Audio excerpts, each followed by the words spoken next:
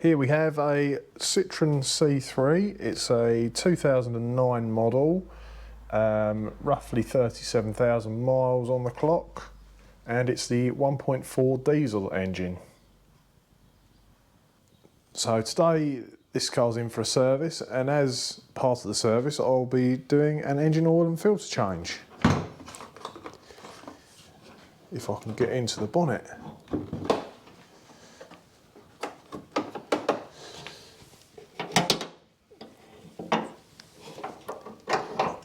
As I like to do with any car, if I'm doing the oil and filter, just take the oil cap off, pull the dipstick up a bit, or take it out.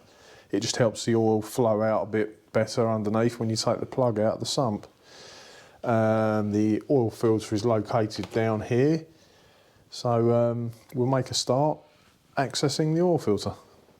So the oil filter is in a plastic housing just down under here. So to access that, I'm going to take this bit of trunking out, I think.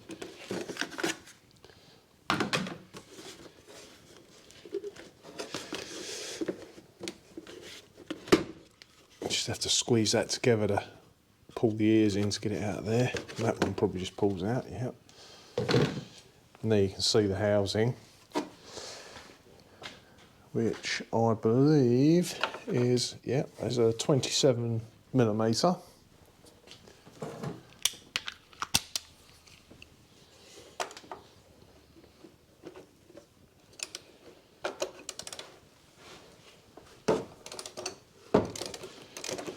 Just make sure I've got a drain tray underneath there.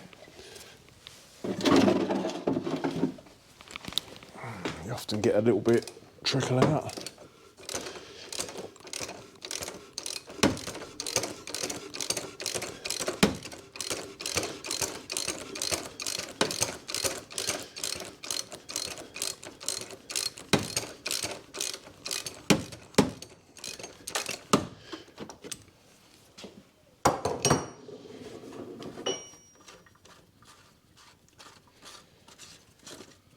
Right, there we go. So I'll tip that out and we'll put it in the vise and change the filter and the O-ring seal. Right, so I've got this in the vise, just makes it a little bit easier. I need to get this filter out, it should just pull out. That's it. I'll stand that on there. And we've got a rubber O-ring seal there, which needs to be changed. That comes with the new filter. So when you go to your parts outlet, Motor Factor or online, all you need to do really is just make sure you've got your registration number, and they'll be able to look up whatever filter and engine oil is applicable to your particular engine. I mean, the filter probably around about £10. Shouldn't be any more than that really, unless you go to a main agent and get a genuine part. Right, okay, so that's the seal changed. We'll go back over to the car and get the filter in. So I've got the new filter here, which you could push in and clip into this and then install it all in one go. But as you can see, there's a peg sticking up here in the bottom of the filter.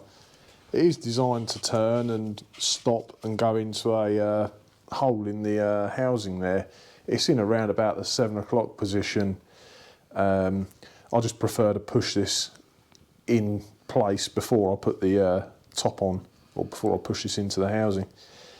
If for some reason that isn't in place, when you start the engine, you'll have no oil pressure. You'll see the lights will flicker. I have had one in the past where somebody's fitted it on the housing and turned it, and it's just gone crooked and not located correctly. So I'll go ahead and see if I can get this where it should be.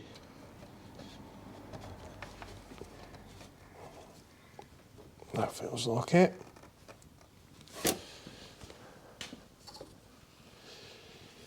And then we get the housing on.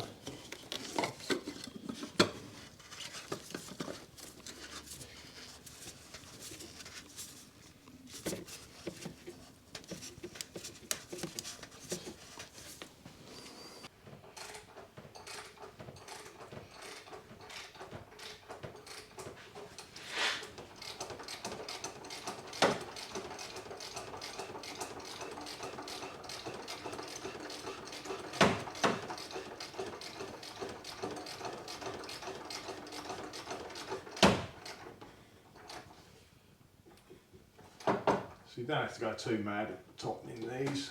A lot of them give you a torque on the top.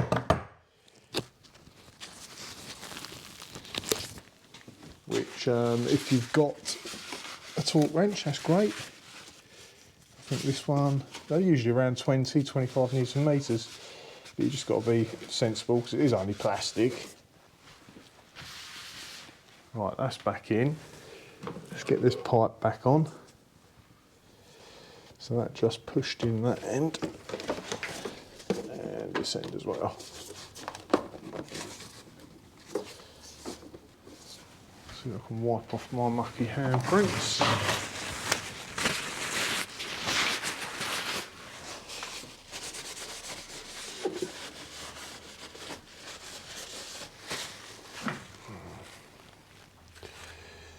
This just slid down there.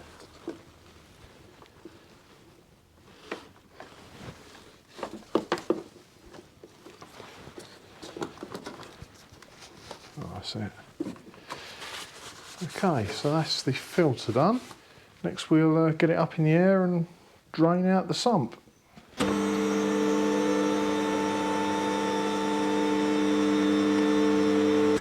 Right, so fortunately this car hasn't got a belly pan, a big plastic undershield.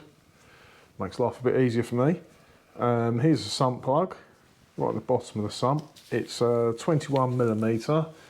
I'm going to use a single hex socket. It just, you know, reduces the chance of slipping. Nothing wrong with using a spanner or a multi-hex, but I just prefer the single hex wherever I can.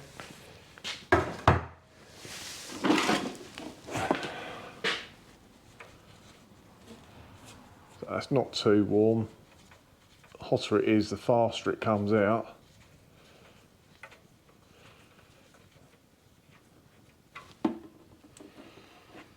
That's it. So I'll just leave that to do its thing now until it slows down to a slow drip. Right, so this has been dripping for quite some time now. Probably leave it here all night and it will just carry on. So we've got out what we can. I'm just going to whack that plug back in now. Actually, before I put that back in, these do have a copper washer on them, which it's a good idea to check and make sure it hasn't been crushed or split. You can replace these, you know, they do come off, but they're normally good to go quite a few times. But it's just a good idea to have a quick look at it before you do it up. You don't want to put it all back together and have a leak and have to drain the oil down just to change your washer again.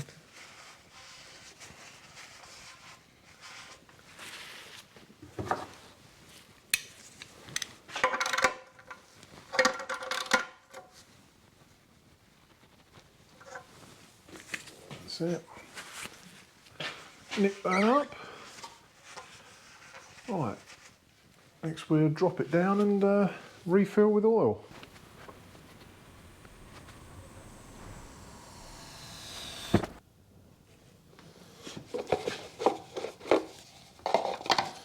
Make sure your dipstick's still out just to stop it glugging back up.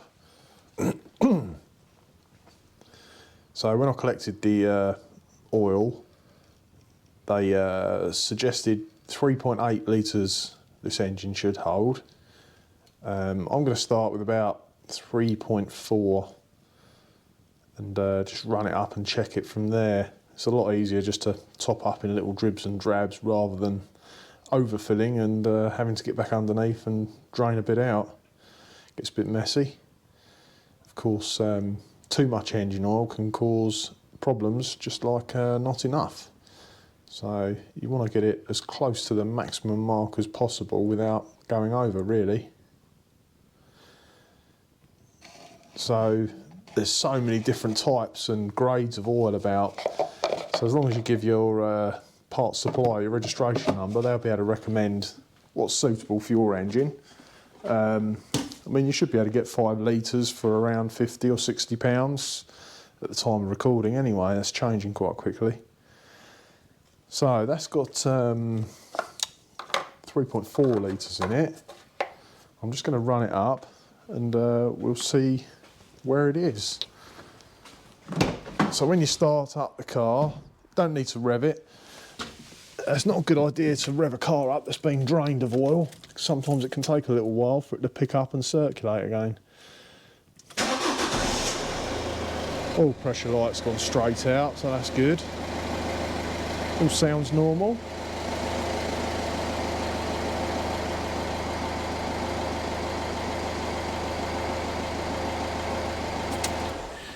That should do. So what we'll do now is just leave it for 3 or 4 minutes and let it settle down, and then check on the dipstick and see where we're at. So this has stood now for probably 4 or 5 minutes actually. And as you can see, the level is down a little bit. There's your maximum there, that line there, minimum's down there. So going to need another little drop of oil in there.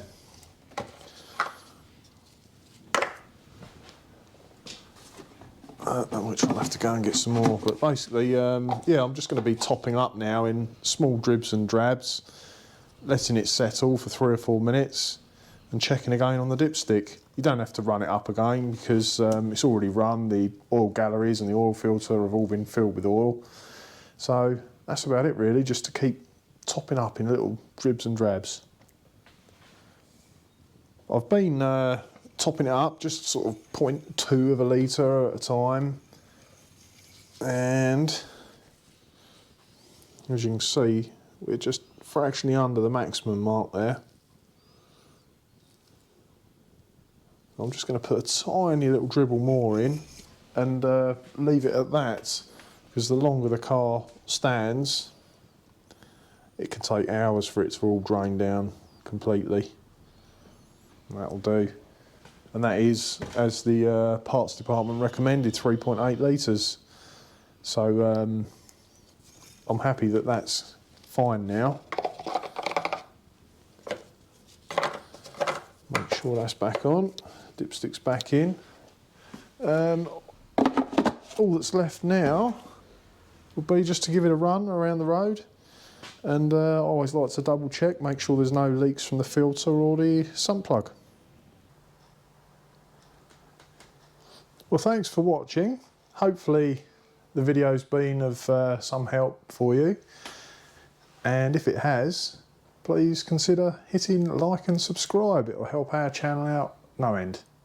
Cheers.